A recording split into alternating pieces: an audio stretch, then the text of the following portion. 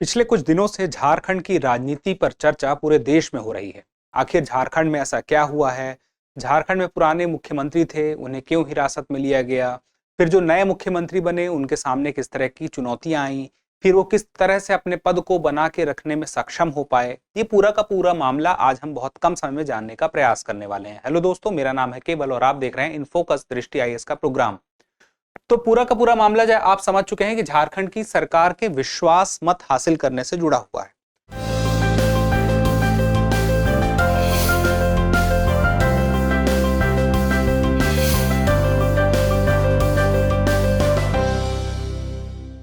तो हुआ यह है, जो खबर आई है हाल में वो ये है कि झारखंड की जो सरकार है, जिसमें जो मुख्य पार्टी है झारखंड मुक्ति मोर्चा और बाकी की अन्य पार्टियों को मिलाकर के 47 वोट मिले हैं विधायिका में, यानी कि विधानसभा में फ्लोर टेस्ट में, जिसके माध्यम से यह तय हुआ है कि जो चंपाई सोरेन है, जिन्हें चुना गया था कि जो भी गठबंधन है उसके जो प्रमुख नेता होंगे यानी कि मुख्यमंत्री के पद पर, वह चंपाई सोरेन रहेंगे क्योंकि उन्होंने विश्वास मत हासिल कर लिया है।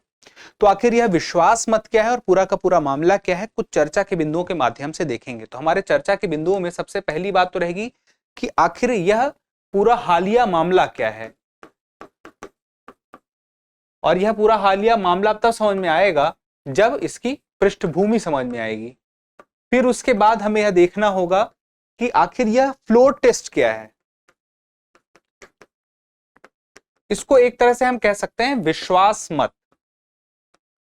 तो आखिर यह विश्वास मत क्या है जिसे हासिल करना जरूरी है। फिर एक और होता है अविश्वास प्रस्ताव।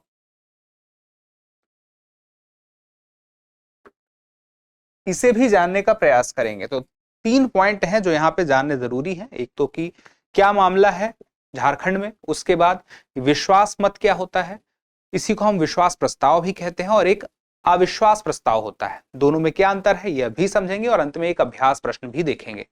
तो चलिए सबसे पहले हम देखते हैं कि आखिर पृष्ठभूमि क्या है, यानी कि मामला क्या है। झारखंड के जो मुख्यमंत्री थे कुछ दिनों पहले तक, यानी कि 31 जनवरी तक की स्थिति में हेमंत सोरेन मुख्यमंत्री थे, झारखंड मुक्ति मोर्चा पार्टी के प्रमुख थे। और इसके बाद कुछ दिनों पहले ही ईडी की तरफ से, ईडी यानी कि प्रवर्तन निदेशालय की तरफ से नोटिस भेजा गया हेमंत सोरेन को। कुछ जमीन का मामला था और जमीन से जुड़ा हुआ कुछ भ्रष्टाचार का मामला था, जिसके मामले में जांच करने की कोशिश की जा रही है ईडी के द्वारा। तो ईडी ने जब नोटिस दिया और धीरे धीरे जब प्रक्रिया आगे बढ़ती है तो ऐसा समय आता है कि गैर जमानती वारंट जारी कर दिया जाता है ईडी के द्वारा। और उसके बाद 31 जनवरी को हेमंत सोरेन ने इस्तीफा दे दिया मुख्यमंत्री के पद से। फिर उसके बाद उन्होंने आगे यह भी जाहिर किया कि उसके बाद जो राजनीतिक उनका जो दल है और जो गठबंधन है, उनका जो मुख्य नेता होगा जो कि मुख्यमंत्री के पद पर होगा, वह कौन होगा, यह सामने लाने की कोशिश की कि वह नाम होंगे चंपाई सोरेन। तो चंपाई सोरेन 2 फरवरी को मुख्यमंत्री बन जाते हैं, क्योंकि स्वीकार सबकी तरफ से कर लिया गया था। उन्होंने अपनी पेशी सामने राज्यपाल के रख दी थी और उन्होंने दावा कर दिया था कि वो प्रमुख हैं और उनके तरफ ही हर कोई है, उनके पार्टी के, उनके गठबंधन के लोग हैं। राज्यपाल कौन है? सीपी राधाकृष्णन। इन्हीं के सामने, यानी कि इन्हीं को हेमंत सोरेन ने अपना, कहा जाए तो, रेजिग्नेशन दिया। और उसके बाद चंपाई सोरेन को मुख्यमंत्री जिन्होंने बनाया, जिन नियुक्ति करवाई, राज्यपाल सीपी राधाकृष्णन थे। अब उसके बाद बात आती है कि जब राजनीतिक दल का या गठबंधन का कोई प्रमुख था जिसे चुना गया मुख्यमंत्री पद के लिए, उसे विश्वास मत हासिल करना पड़ता है। अब उसी विश्वास मत को फ्लोर टेस्ट भी कहा जाता है। तो जो फ्लोर टेस्ट है उसको समझ लेते हैं। फ्लोर टेस्ट जो है विधानसभा में, दरअसल राज्य के स्तर पर अगर बात करें तो बहुमत दिखाने की बात है कि जो विधायकों का बहुमत है या नहीं है।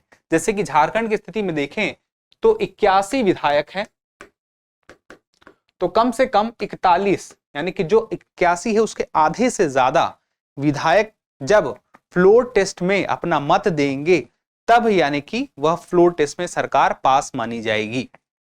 तो विश्वास मत हासिल करना था।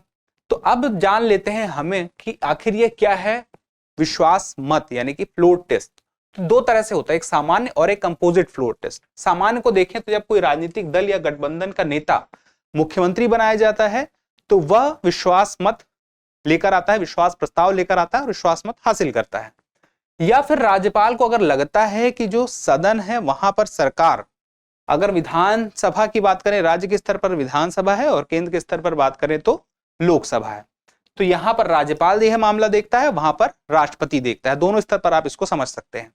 तो राज्यपाल को अगर लगता है कि विश्वास खो चुकी है सरकार, तो वह कह सकता है कि आप फ्लोर टेस्ट दीजिए। तो ऐसी स्थिति में यह कब स्थिति होगी, जैसे मान लीजिए कोई गठबंधन की सरकार है और कोई पार्टी है जो अपना समर्थन वापस ले लेती है। ऐसी स्थिति में राज्यपाल को लगता है कि वह अब चेक करे क्या सही में ऐसी स्थिति तो नहीं है कि उसके पास बहुमत अब नहीं बचा है, उतनी सीट नहीं बची जितनी होनी जरूरी है। तो ऐसी स्थिति में फिलहाल की बात करें तो झारखंड में क्या होता है कि जो वोट मिलते हैं वो ज्यादा मिलते हैं। जो गठबंधन और राजनीतिक दल थे उसके पास कुल 49 विधायक थे, जिसमें से 47 वोट प्राप्त हुए हैं और कम से कम 41 की आवश्यकता थी जो पूरे हो गए हैं। अब बात करें कंपोजिट फ्लोर टेस्ट की, एक और होता है। ये किस प्रकार का होता है, जब एक से ज्यादा नेता सरकार बनाने का दावा पेश करते हैं तो उसको हम कंपोजिट फ्लोर टेस्ट कहते हैं। उत्तर प्रदेश के इतिहास में ऐसा एक बार हो चुका है। वर्ष 1998 में कल्याण सिंह एक तरफ थे और एक तरफ जगदंबिका पाल जो कांग्रेस के थे। तो होता यह है कि जगदंबिका पाल तो मुख्यमंत्री बना दिए जाते हैं, उसके बाद सर्वोच्च न्यायालय की तरफ से मामला आता है कि फ्लोर टेस्ट कराया जाए, और जब फ्लोर टेस्ट कराया जाता है तो कल्याण सिंह मुख्यमंत्री बन जाते हैं।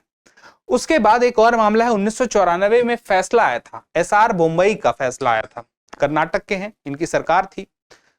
अब इस फैसले में सुप्रीम कोर्ट ने क्या कहा, सुप्रीम कोर्ट ने कहा कि जो सरकार है उसके पास पर्याप्त मत है कि नहीं है, यानी कि उसका फ्लोर टेस्ट होना, उसे साबित करने के लिए कि वह सरकार चलाने के काबिल है कि नहीं, उसके पास उतनी योग्यता है कि नहीं। योग्यता का मतलब यहाँ पे आधे से ज्यादा उसके पास विश्वास लोगों का, वहां के लोगों का है कि नहीं है, जो सदन में उपस्थित लोग हैं, क्योंकि वहां पे सदन में उपस्थित होना जरूरी होता है।